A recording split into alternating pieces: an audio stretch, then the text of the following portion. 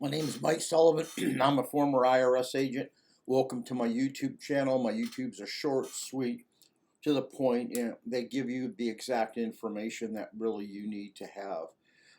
Why I'm different from a lot of people that put this information out there is I've worked for IRS. I've abated penalties. I've denied penalties. And I'm really an expert in IRS penalty abatements. I want to tell you right off, most people, when I used to work at IRS, the penalty abatements actually were just thrown in the garbage because they were just that. They were garbage.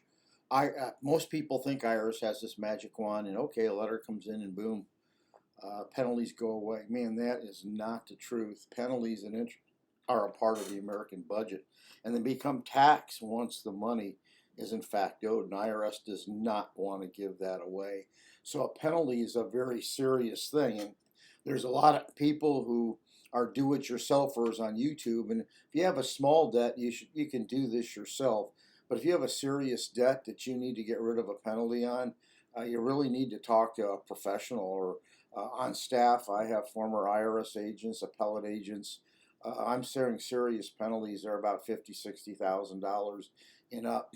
You should know right away if you have a first-time failure to file penalty, IRS will abate that. You don't have to call anyone, just pick up the phone. You can call the IRS, tell them, hey, it's the first time I got a failure to file penalty, and they'll look it up and they'll abate it. So the key to going ahead and writing your letter, you can actually find on my website. If you just hit, have a redirect at 777irs.com, that's 777irs.com. If you look at my homepage, on the left side, there will be a list of services. One's penalty abatement. If you go and hit that link, you will find out exactly how to write your penalty abatement. I'm not going to say you're going to get it abated because we put court cases and stuff on there to make sure your penalty abatement goes through. But you want to go ahead and you want to have a nice letter, usually no more than 2 pages.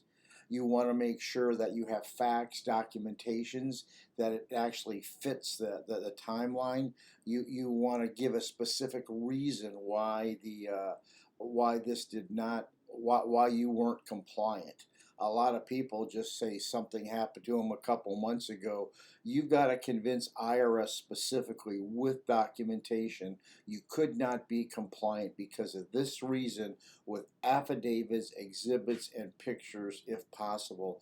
Another question that IRS is going to ask is, well, did you become compliant right after? If you have a long history of penalty abatements, IRS looks at history, and that's really going to be really important. But the key is a good affidavit, documentation, exhibits, a letter, and spot on reason for the penalty abatement.